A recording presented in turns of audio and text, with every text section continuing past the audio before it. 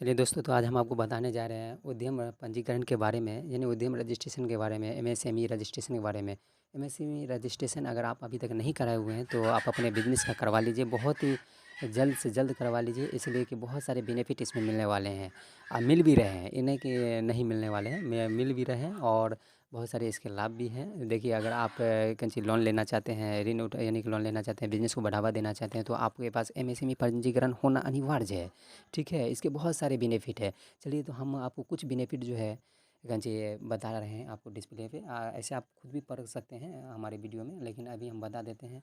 जो लोग नहीं पढ़ पाएंगे उसके लिए बता देते हैं। देखिए, उद्यम पंजीकरण के लाभ के बारे में बताएंगे। ठीक है, भारत सरकार सूक्ष्म लघु और मध्यम उद्यम मंत्रालय ने भारत के राजपत्र साधारण भाग 2 भाग 3 उपखंड 2 दिनांक 26 जून 2020 के तहत एक समेकित मानदंड अधिसूचना किया है, जिसमें सूक्ष्म लघु और मध्यम उद्यमों के रूप में उद्यमों को वर्गीकृत करने के लिए निवेश और कारोबार दोनों का मानदंडों के रूप में शामिल किया गया है, जो 1 जुलाई 2020 से प्रभावी है। सूक्ष्म लघु और मध्यम उद्यमों की नई परिभाषाएं का अनुपालन करने तथा व्यापार करने की सुगमता के उद्देश्य से यह प्रणाली सूक्ष्म लघु और मध्यम उद्यमों के लिए अस्थायी पंजीकरण अर्थात उद्यम पंजीकरण की प्रक्रिया को सुविधाजनक बनाएगी। मुख्य विशेषताएं: कोई भी उद्यम के लिए उद्यम पंजीकरण प्राप्त कर सकता है। इसे इस पोर्टल यानी कि Udyam registration.gov.in/government India ministry MSME रजिस्ट्रेशन.html पोर्टल के जरिए पंजीकृत किया जा सकता है। उद्यम पंजीकरण की प्रक्रिया पूर्णतया डिजिटलीकृत तथा कागज रहित है। किसी भी दस्तावेज अपलोड करने की कोई आवश्यकता नहीं है। पंजीकरण की प्रक्रिया पूर्णतः निःशुल्क है। इसके लिए किसी को कोई लागत या शुल्क का भुगतान नहीं करना है। पंजीकृत की प्रक्रिया पूरी होने के उद्यम पंजीकरण प्रमाण पत्र नामक ई प्रमाण पत्र ऑनलाइन जारी किया जाएगा। इस प्रमाण पत्र का एक डायनेमिक QR कोड होता है, जिसकी सहायता से हमारे पोर्टल पर उद्यम वेब पेज तथा उद्यम के बारे में मौजूद जानकारी प्राप्त की जा सकती है। जो कोई जानबूझकर उद्यम पंजीकरण में दिए गए सब घोषित तथ्यों और आंकड़ों को गलत तरीके से प्रस्तुत करता है या उन्हें दबाने या छिपाने का प्रयास करता है या उद्यम प्रक्रिया में गलत जानकारी देता है या अधिनियम की धारा 27 के अंतर्गत तथा विनिर्दिष्ट शासित का दायी होगा। ऑनलाइन प्रणाली आयकर तथा सेवा का पहचान संख्या GSTIN प्रणाली के साथ पूर्णतः एकीकृत है। उद्यमों के निवेश और उनके कारोबारों से संबंधित ब्यौरे सरकारी डेटाबेस से स्वचालित रूप से प्राप्त किए जाते हैं। निर्यात को कारोबार के परिगणन के भाग के रूप में विचार नहीं किया जाता है। ऐसे उद्यम जिनके पास EM2 या UAM पंजीकरण या एमएसएमई मंत्रालय के अंतर्गत किसी भी प्राधिकारी द्वारा जारी किया गया कोई अन्य पंजीकरण है, उन्हें दिनांक 31/3/2021 से पूर्व स्वयं को पुनः पंजीकृत करना होगा। कोई भी उद्यम एक से अधिक उद्यम पंजीकरण दायर नहीं करेगा। तथापि निर्माण अथवा सेवा या दोनों से जुड़े किन्हीं भी कार्यकलापों को एक पंजीकरण में विनिर्दिष्ट अथवा जोड़ा जा सकता है। पंजीकरण के लिए आवश्यक केवल आधार संख्या पंजीकरण के लिए पर्याप्त है। दिनांक 1/4/2021 से पैन और GST संख्या का होना अनिवार्य है। इस पंजीकरण के लाभ: यह एक अस्थायी पंजीकरण होगा तथा यह किसी उद्यम की आधारभूत पहचान होगा। एमएसएमई पंजीकरण कागज रहित और सब घोषणा पर आधारित है।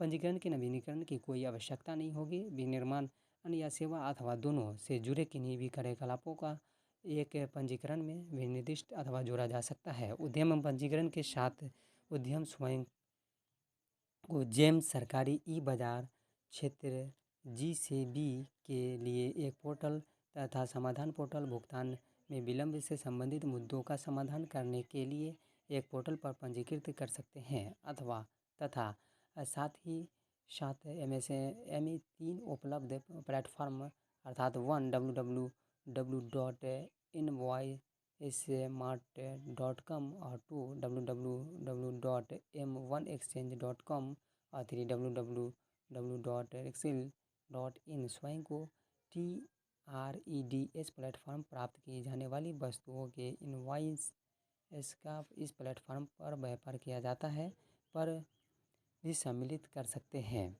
उद्यम पंजीकरण MSME पर मंत्रालय की योजनाओं जैसे क्रेडिट गारंटी स्कीम, सार्वजनिक खरीद नीति, सरकारी निविदाओं में अतिरिक्त बढ़त और विलंबित भुगतानों के खिलाफ सुरक्षा आदि का लाभ उठाने में भी MSME की सहायता कर सकता है।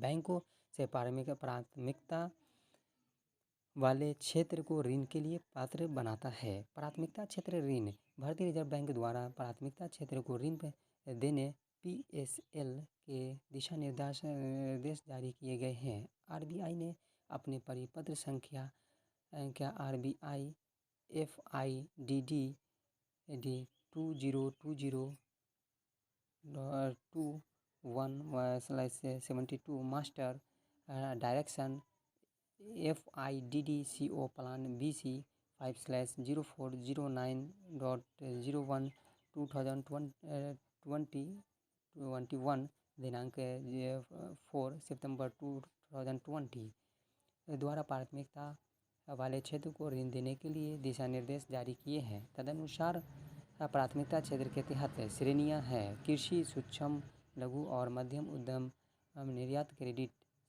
शिक्षा, हाउसिंग, सामाजिक अवसंरचना, नवीकरणीय ऊर्जा, अन्य।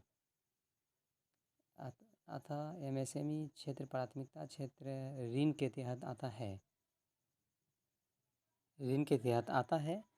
RBI के अनुसार MSME की परिभाषा है सूक्ष्म लघु और मध्यम उद्यम क्षेत्र को ऋण प्रवाह पर भारत सरकार GOI के राजपत्र अधिसूचना SO 2119 दिनांक 26 जून 2020 से परिपत्र RBI 2020-21/10 FIDD MSME एवं NFS-BC संख्या 3/06.02.31/2020-21 के साथ पढ़ा जाए, जिसे FIDD MSME एवं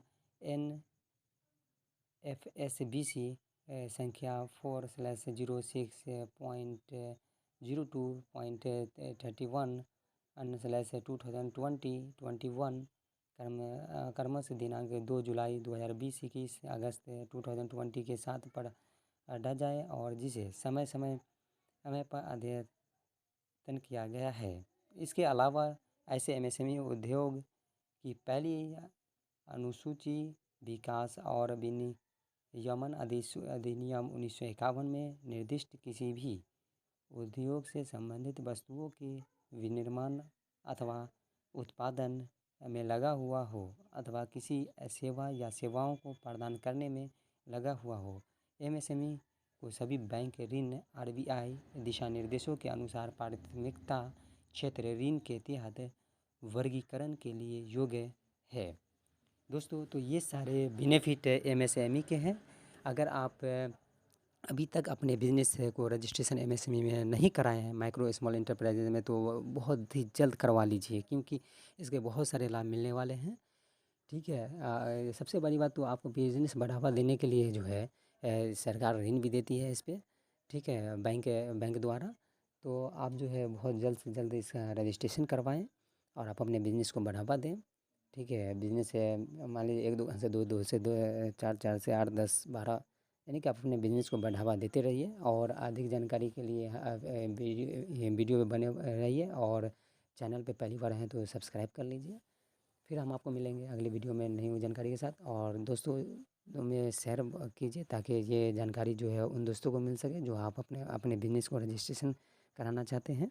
ठीक है, और हम आपको डिस्क्रिप्शन में व्हाट्सअप नंबर दे देंगे, आप संपर्क कीजिए। अगर आपको MSME रजिस्ट्रेशन कराना हो तो बस संपर्क कीजिए, आपको सर्टिफिकेट प्रोवाइड करा दिया जाएगा रजिस्ट्रेशन होने के बाद।